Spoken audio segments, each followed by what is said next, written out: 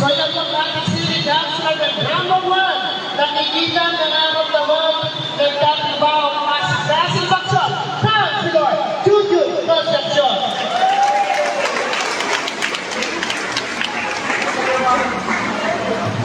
So stop by po, ito na po, kailan pagdating kasi doon si Aramina.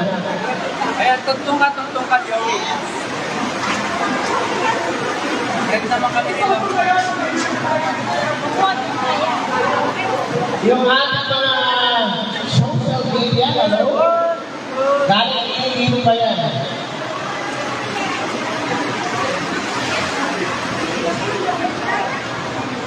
May emergency ko lang.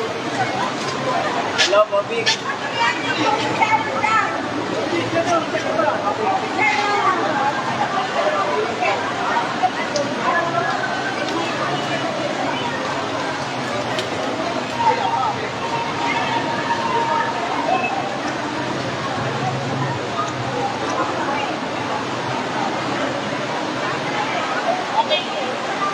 So, itihan mo ng ating kapitan, ng ating ilagan at kapitana. Janet Ilagan po. So, kung makakahapin po, makakapunta po siya dito. So, yun lang po ang pinapasabi ng ating kapitan. At tumawag po siya kanina.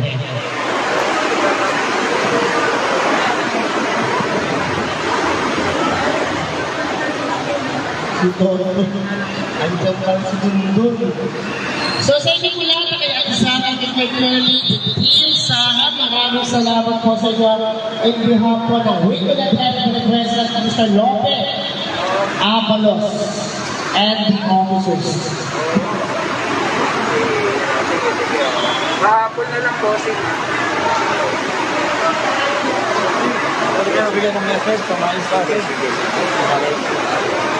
Ay nakakaya naman Mr. Don.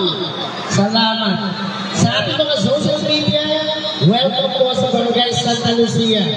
Sorry.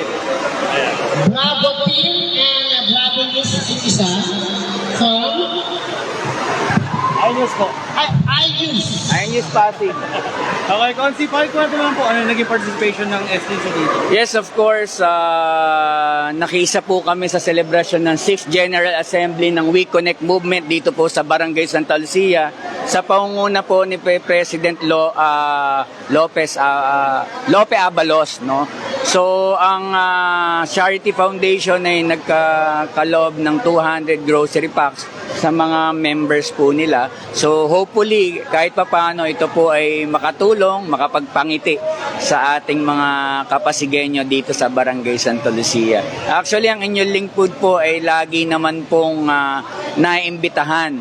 Since noong 2016 pang first term natin, naimbitahan tayo madalas ng We Connect. Dahil yung We Connect po ay samahan po dito po sa Barangay Santa Lucia ng sari-saring kababaihan, kalalakihan. So from different sectors.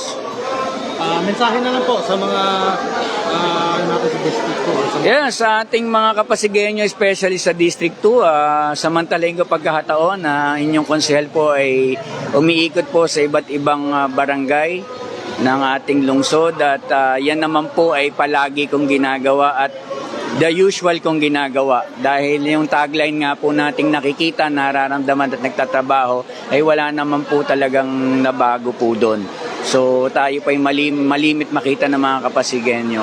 Kaya sa mga darating na panahon, sana pagbaba po namin ng Team Sara, marinig nyo po yung aming plano na kung paano po kami makatulong sa ating mga kapasigenyo pa. Wala na po. In behalf of Ate Sara Diskaya and Kuya Curly, St. Gerard Charity Foundation, nagpapasalamat po kami sa mga lugar, sa mga barangay na tumatanggap po sa amin ng sabi nga bukas palad, no? sa aming mga binababang serbisyo. Salamat po. Thank you.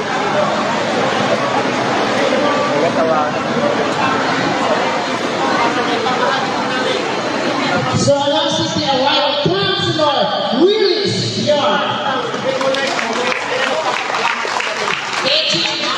Mame, hindi ba si Mame? Alam nyo, dapat nandun ko si Mame. Mame, I need you here. Mame, basta nandiyan na sa security, nandiyan na si Mame.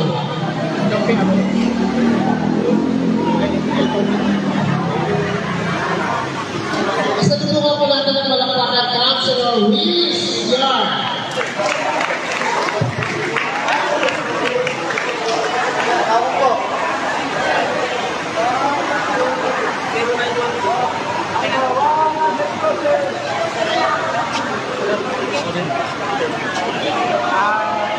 Mga ilang minuto? Bilis lang to, sir. Okay. Dito na. Sige. Alright. Pres, sige, pakilala po muna tayo. Bigyan mo na kung hint kung okay na. Pwede na po. Ayun po tayo. Sige po, Pres, pakilala po muna tayo. Ako po si Lope Abalos po, presidente po ng We Connect Movement. 6 years na po ang We Connect Movement. Ito po ay isang NGO, non-government organization, non-profit organization po. Ito po kasalukuyan naman nangyayari po, 6th General Assembly po namin. Namimigay po kami ng grocery pack.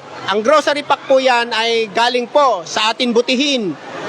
Ate Sara Diskaya at saka Kuya Kerly po Diskaya ng St. Gerard Charity Foundation. Bali po ang beneficiary po natin ngayon is 200 person po. Hindi lang po We Connect member po movement ang binibigyan namin ng grocery pack. Binibigyan din namin yung mga taong umarap sa amin kahit hindi po sa member kung nangangailangan po. 6 na taon na po namin ginagawa namin to. Nung pandemya po, nagbigay din po kami ng mga food pack at saka nagpapantry po kami. Ito po ay kasama ko ang Barangay Santa Lucia na mga kasamahan ko para magbigay ng serbisyo po sa inyo lahat. Maraming salamat po. Okay, thank you, sir. Okay.